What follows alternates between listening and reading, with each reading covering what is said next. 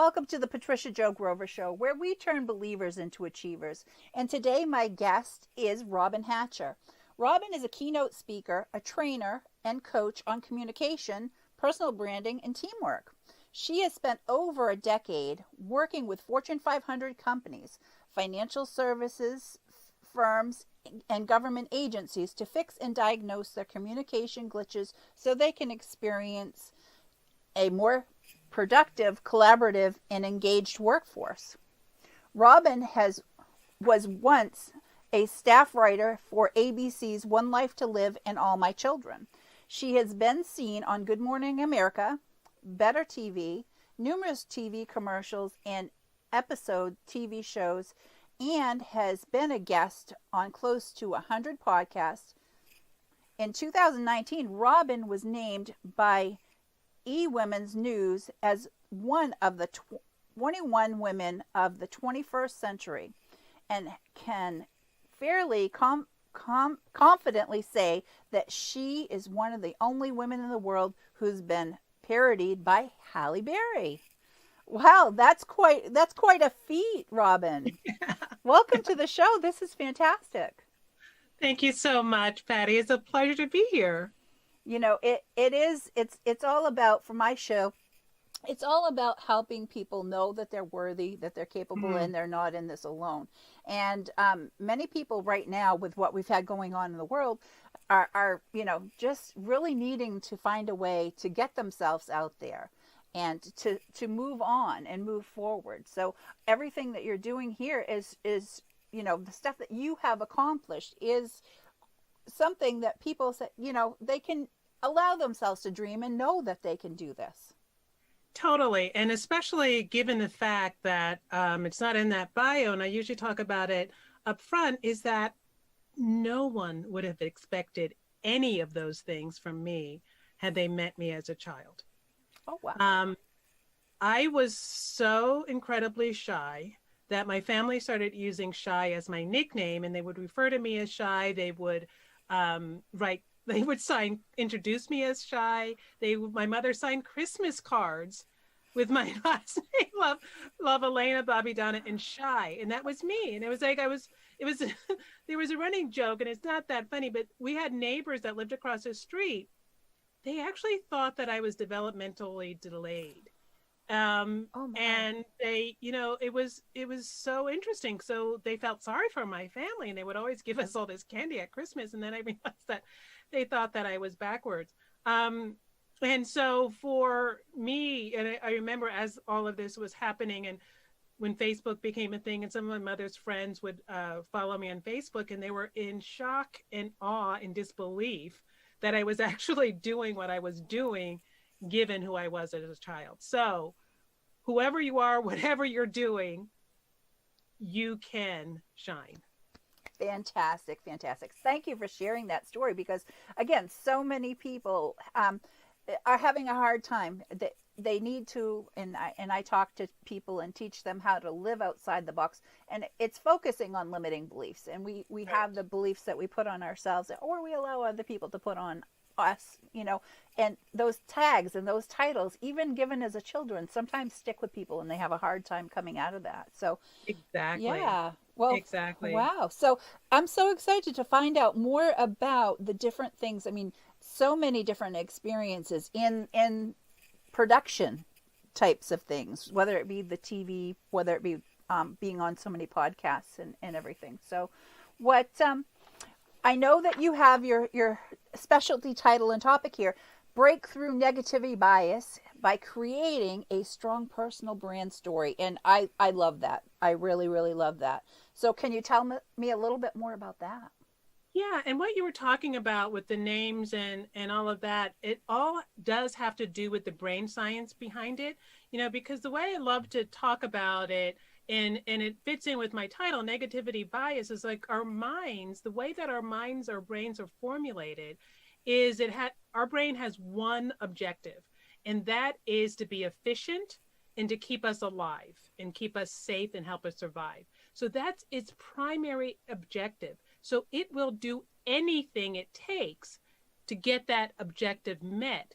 And one way it thinks it is protecting us is to focus on the negative things and to remember the negative things so that it can warn us and keep us safe. And so that's why I really love to focus on negativity bias and ways to break through it. And I just like I'm doing a presentation on this in a couple of weeks. And what came to me as I was working on it, it's like what I like to call it now is the notorious NBG. Ooh. And what that stands for is the notorious negative bias glitch, because it is like a glitch. Our brain, and you know what happens with glitches, it's like all of a sudden your computer stops working properly. What happened? It's because something has shut down, and that's what our brain does. It's like it gets this little glitch. It's like, oh my God, I'm only going to focus on, I have to, like the last time I put myself out there, somebody knocked me down. The last time I opened my mouth, somebody told me that I was stupid. And so that's where your brain is going, because it says like, yo, Patty, I don't want you to have to go through that again. Right. You know, so I'm going to save you. I'm going to remind you of that. And therefore, I'm not going to let you do that because I want to keep you safe. And so that's a glitch. So what we need to do is we need to try to get around that glitch. And one of the things, of course, is when you think about your computer, when your phone dies and everything, what's the first thing people tell you to do? Try the turn it off and turn it on method. You know, and that's a very similar thing with our brains. One of the things that we need to do is turn it off for a minute. You know, it's like whatever that is that meditation? Is that just being mindful, like taking those breaths to be mindful and to be present? You know, what is going on right now? So how can we focus on something that is beautiful? How can we focus on something that is positive? How can we just like take a deep breath and like as we take a deep breath, what happens is it starts to send those signals to our brain to open up the part of our brain that is open to positivity rather than anxiety. And so those are some of the things that we need to do is turn off so that we can fix that glitch. Oh, I love it. I love it. Awesome. Yeah. Awesome. Great tips. So that's how you would explain negativity bias. That's negativity bias. And the other thing that we need, and why I connect it with having a strong personal brand, is that it's like, it's again, you know, our brains are always going down this route of efficiency. You know, this is what I remember. This is what I know. I've been doing it a long time. For another presentation keynote that I'm doing, I created a really interesting slide. It's like, because our brain is like this one path. When you imagine a path through a forest, somebody had to go in and chop down all of those trees or walk over that path over and over and over again so that you can get through and maybe climb up to the top of the mountain without like running into pine needles all the time. You know, so that's what our brain has done for years and years. This is me, this is me, this is the way I'm going. It's created this really beautiful, smooth path so that you can walk down it easily and efficiently. And so when we need to put ourselves out there, what our brain looks at is this huge forest of untamed trees. And it's looking at all these trees. It's like, oh no, I cannot get through there.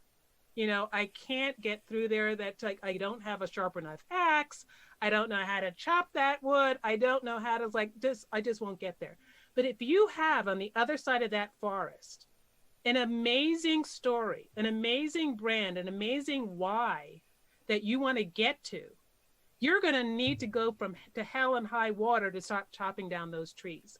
And there are so many different options out there. There are so many ways that you can get help to chop down those trees. You know, just like we have so many coaches, we have so many people, and so what it does is it sharpens that blade.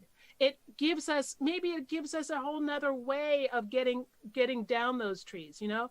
So what I think is a great way is to create a strong and solid brand story that gives you roots in why you need to get through, why you need to take the actions that you need to take. Because then that creates this huge lumberjack of a person that is like, no matter what, I am getting through. I am not walking down that same path. I am chopping down these trees because I got to get there. And so we have the basis for that strong brand story. And when I work for the financial advisors, which I work with a lot of financial advisors, and originally I was just working on their sales conversations and their prospecting, all of that. Then I realized it's like, you know, you don't have a strong brand story. I would ask them to introduce themselves, and they would sound like every other financial advisor I've ever met. I want to grow your wealth. I want to do this. And then it's like, so the question is why? Why do I go to you rather than the guy down the street or even in your next office?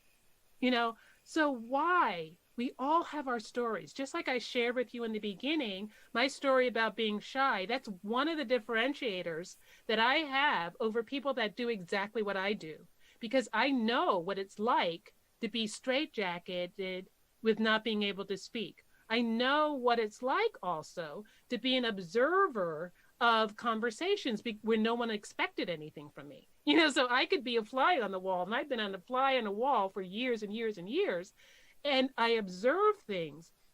So when I explain that to clients, when I explain that to prospects, that gives me a differentiator. And everybody out there, every one of you listening, has a brand story in you that is totally related to what it is that you have to offer.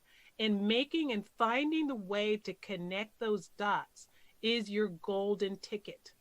It's your golden ticket. And that's what I love to help people do. It's like working with some of these financial advisors, I was able to dig in the fact that, you know, my mother was an artist. I have no artistic talent. And so now what I do is I paint pictures with your finances. You know, it's like little things like that are things that your customer then is like, oh, I love that. Can I see some of your mother's artwork? Look, here's one of my paintings right here. Then you've got this connection. You've got a connection, you've got a story, and you've got a why. You know why you're doing it. And therefore, you've got that power to knock down some trees. Fantastic. Great, great tips. That's great information. So I hope everybody's listening. And so let me go back to the negativity bias. Why is it so insidious? Like I said, it's so insidious because it's there to keep us safe. And our brain has very limited capacity for new information. So we have this a kind of a finite use of energy. And I heard a really wonderful metaphor recently on a podcast. And what she was saying, I wish I could remember her name and pull it up, but what she was saying is like our brains are like a bank. And we have a certain amount of resources in it. And when those resources are depleted by working too hard or thinking about negative thoughts, when that's depleted, there's no more energy left. So one of the things that we need to do is we need to keep feeding the bank. We need to put deposits in the bank. That's where meditation comes in. That's where our positive thinking comes in. That's why I also always love to have my clients create what I call a value vault. And they can do it in any way they want. Some of my clients use a spreadsheet. Some of them use a journal. And what you do is you write down all the positive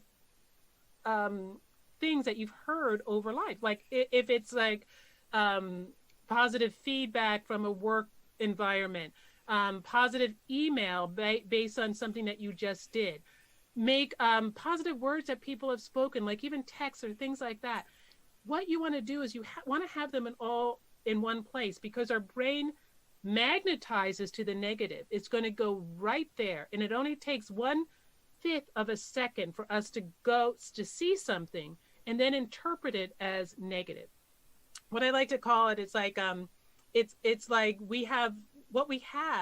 there's a whole part of our brain, the amygdala, that is tasked with sending out and looking for negativity. So it's not even what, it's not even our predilection. It's like there's a part of our brain that's what we do. And I like to call it like a secret service, like we have our own little secret service team.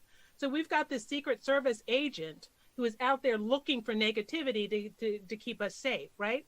But the amygdala uses 2/3 of its resources for that task. So it's a little tiny thing, and 2/3 of its resources are allocated to looking for negative or issues. So it doesn't even just send one Secret Service agent. It sends a troop of Secret Service agents out there looking for negative things to keep us safe, allegedly. But a lot of times it misreads things. It's like, oh, and this will happen. It's like, oh, there's somebody with a knife. No, that's not a knife. That's a cell phone. So that's what our brain is doing also. So it's looking at things and saying, oh, be careful. You shouldn't do that. Yeah, it's okay. Yes, I can. So when you have your value vault and you remember all the positive things, and you have to focus on that. And the interesting thing is that, like I said, it takes 1/5 of a second for the negative to seep in. Right. You need 12 seconds to look at something positive in order for that to be embedded. So it's a real disconnect between the timing. So you really need to focus for at least 12 seconds on something positive for your brain to really say, yeah, okay, I get it. That's a positive thing. Oh, fantastic. See, I didn't know getting into that much in depth, and that makes a lot of sense. The only experience that I have with how the brain functions, and it's because of a personal situation. My husband and I were in a very bad motorcycle accident. Wow. And actually December 4th of 2010. So it's on this date in 2010. Yeah. Now, I don't remember getting on. We were in a house decorating contest with friends, putting up lights and stuff like that. And we were on our way to get more lights. I don't remember getting on the bike that day. I don't remember the accident. I don't remember the ambulance. I don't remember being life flighted to the hospital. I don't remember being in intensive care for a week. I don't remember coming home. There's almost a whole month of my life that I don't remember. Wow. I'm brain injury. I had severe brain injury, a fractured skull, brain bleed. But what the doctors told me is that what happened is my brain shut down. That's why I don't remember. My brain shut down so it could focus on healing. Right. And that's the experience that I have with how, what your brain is possible for it to do, So, yeah, and it is amazing to me when you bringing up when you have to have a full 12 seconds to have something register when it's positive. Yeah. It is amazing. Yeah, it's fascinating. The brain is an amazing organ. And like in your case, how brilliant of it is to know, okay, I got to shut, and that's the whole bank analogy and metaphor too. It's like the brain is like, okay, my bank is going to get depleted. I got to shut it down. I can't give out anymore. I can't expend any more energy. And that's exactly what it did, because it knew, like I said at the very beginning, the brain's total focus is to keep Patty safe. Right. And it's like, okay, I got to keep her safe. I'm cutting down. Okay, no more allocation to any other part of the body. I got a mission. I'm on this mission. Let me get it done. Right. And then allotting certain things as coming back.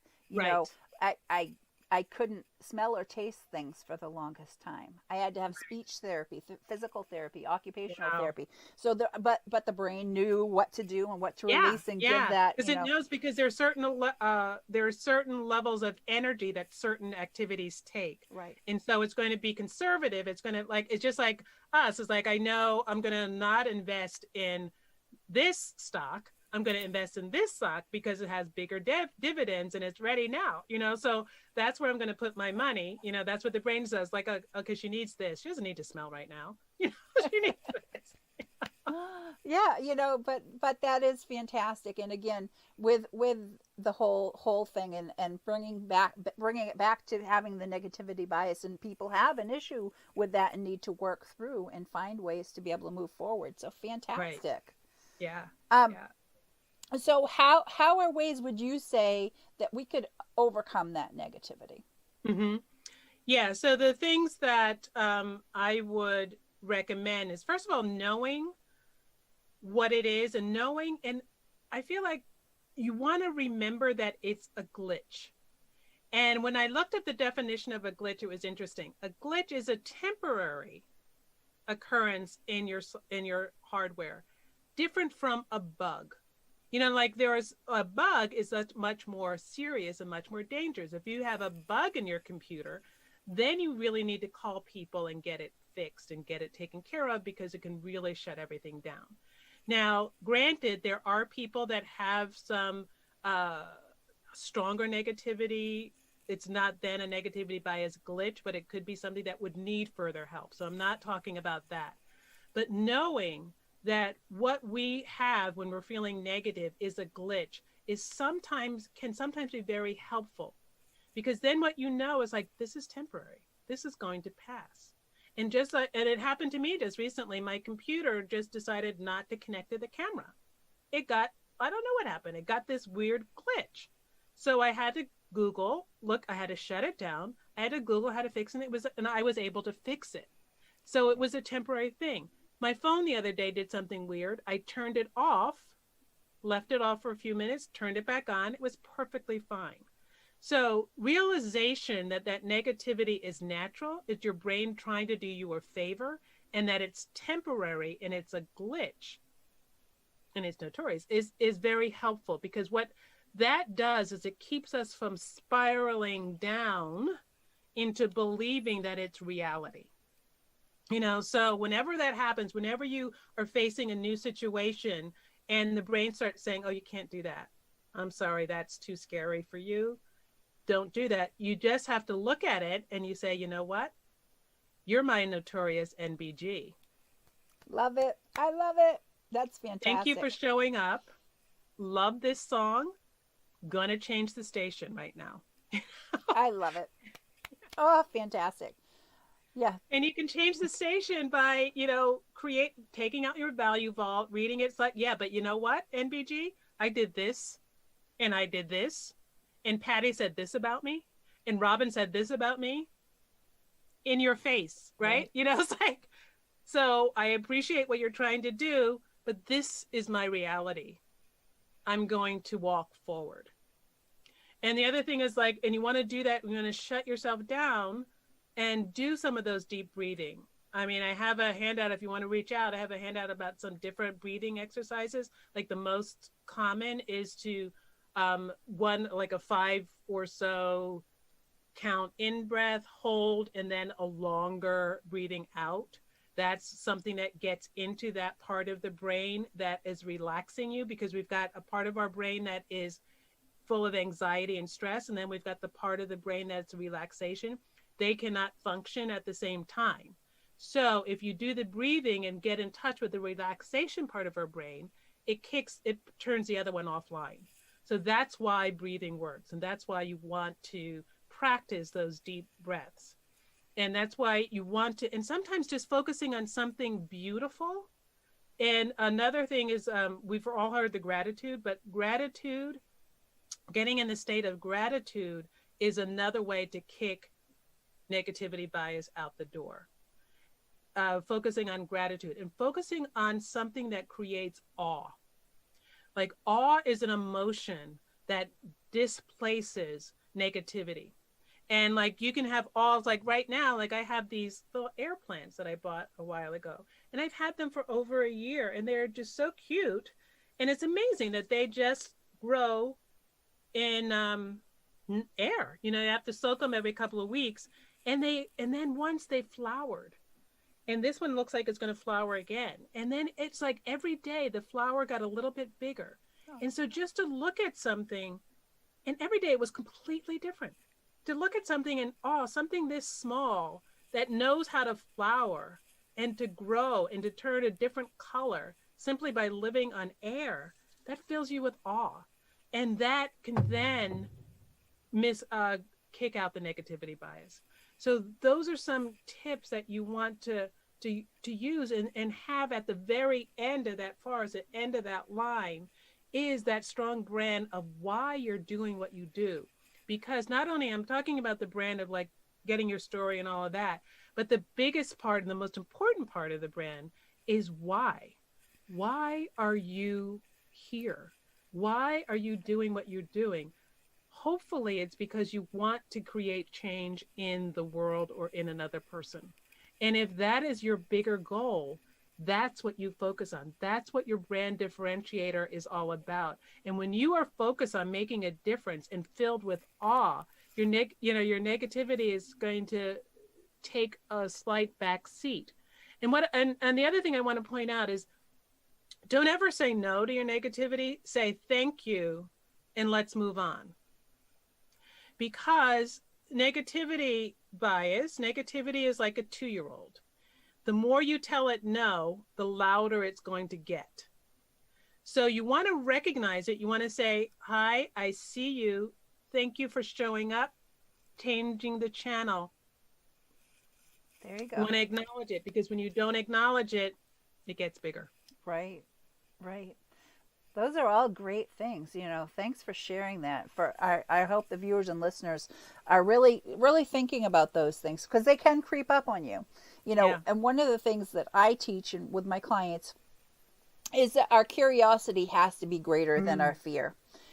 Because that is what will help keep us and sustain us when we're on our journey towards achievement of anything. So important. Right. I love that. Yeah, I share that curious.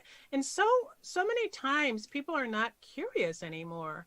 It's like for everything. I learned this saying once from my communication training, get curious instead of furious.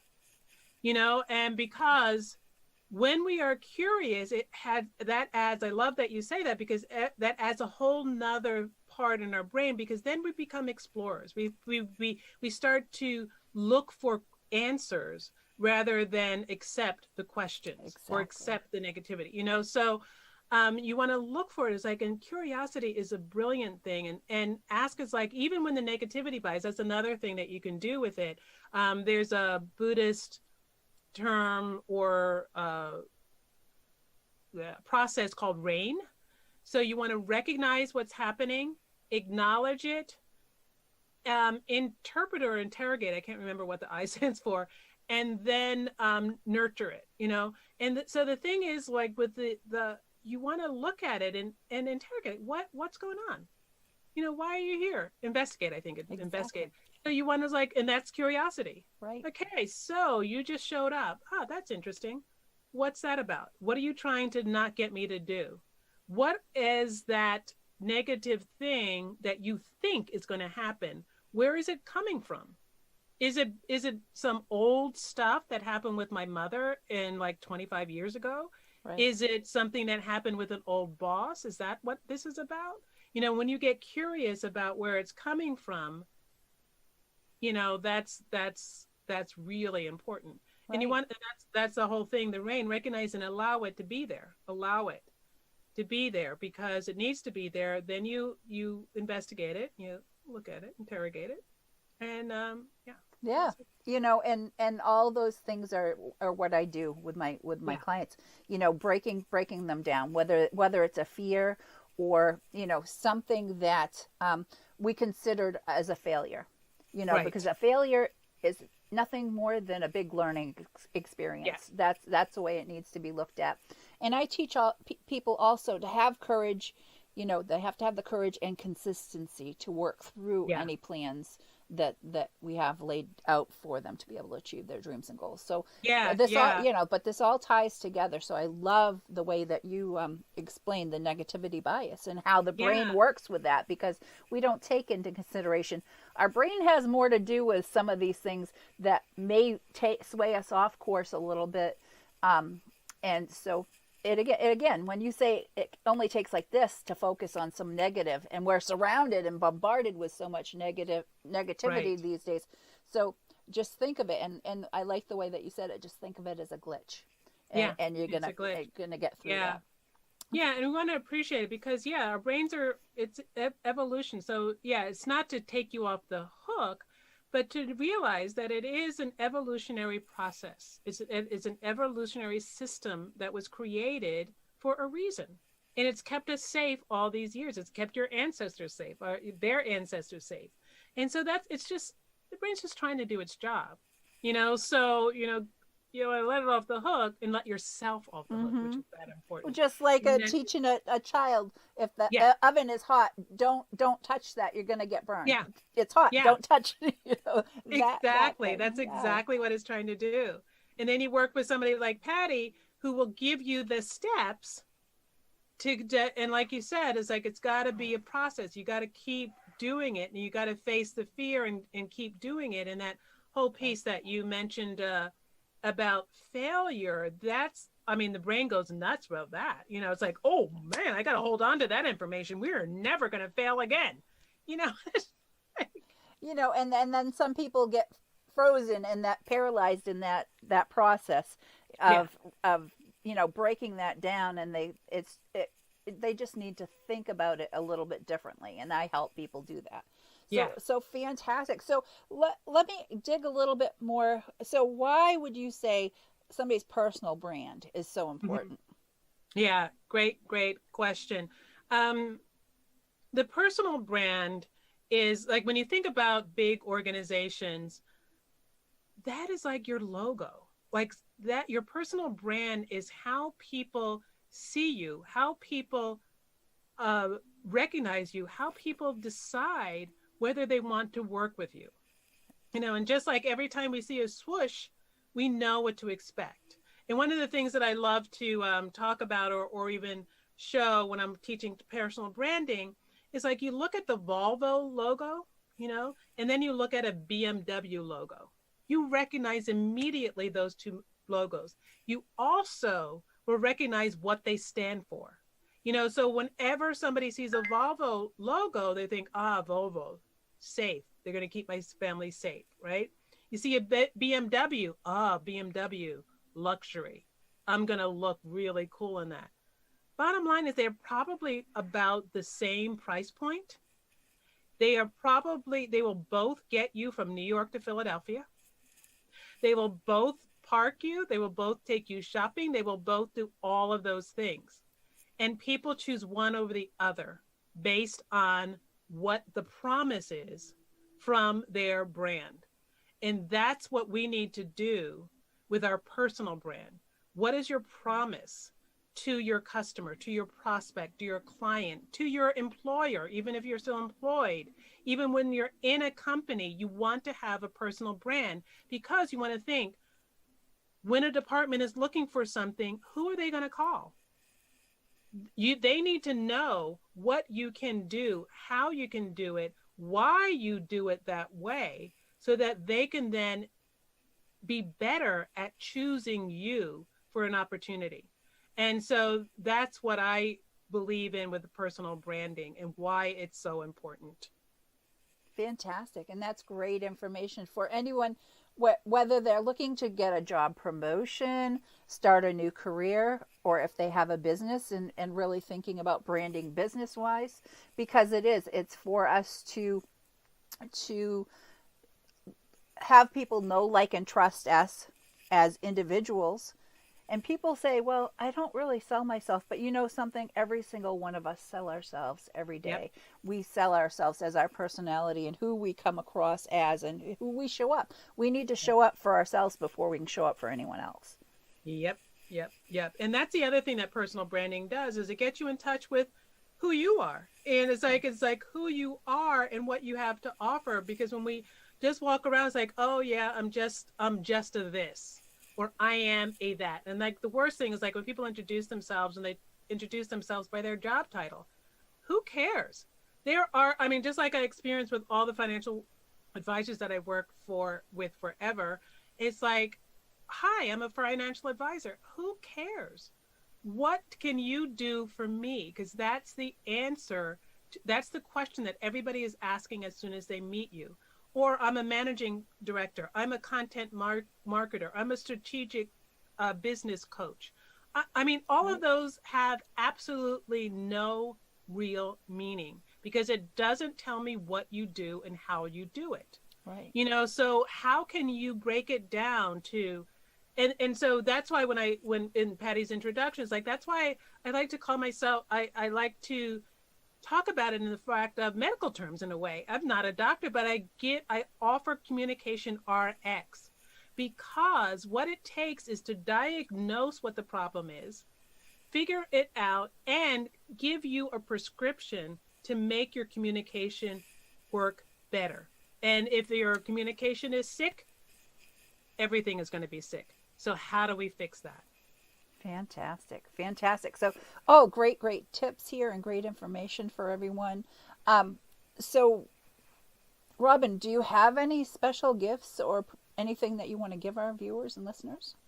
Well, yeah, there are a lot of resources on my site. So if you go to robynhatcher.com, Robyn Hatcher, ROBYN.com, and you go to the resources page, I have tip sheets on creating a presentation, something on branding. I also have, I can't remember what else my tip sheets are, but there are a lot of free resources. There are resources at robynhatcher.com. You can also take my actor type communication styles assessment. So the thing about communication is you want to know what your communication style is so that you can diagnose yourself, diagnose the style of other people so that you can connect on a different level so that you can understand each other. So there are a lot of personal assessment tests out there, and being an actor for so many years of my life and a writer for daytime soaps, I learned also that there are different actor types. So I created my 9 different actor types. You can take that quiz online.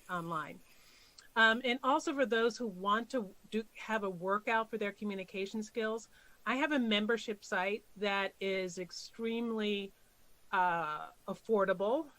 And right now I have it open to some VIP clients. And what that site is it has an entire modules of all of the teachings that I have. Like if it's vocal exercises that you need, if it's body language feedback that you need, if it's about communication, if it's researching the actor types, is it researching how to put together a presentation? All of that is static on the site. And then for until December 21st, I have open for VIP slots, which means that you get an opportunity to meet with me via Zoom twice a month. And just you can brainstorm, and what we work on is your branding, like how to present your personal brand, how to present it on your website, and it becomes a brain trust for your business. So those are several ways that you can reach out and get those free resources or invest in my membership site. Fantastic. Oh, that's so wonderful. So everybody, we'll put it down below when we have the available to put it down in text. But fantastic, Robyn. Thank you for sharing that. And for anyone that would like to find out more about me, Patricia Jo Grover, the Goal Achievement Strategist, you can go to patriciajogrover.com, and you can text the word GOAL, GOAL, to 866-926-4020. I have over $600 worth of value in there for people to take advantage of. And, what better time than to prepare to make 2021 your year for accomplishments and achievements. So wonderful to have you again with me, Robyn. And until next time. It was a pleasure. Thanks so much, Patty. You're welcome. Bye-bye.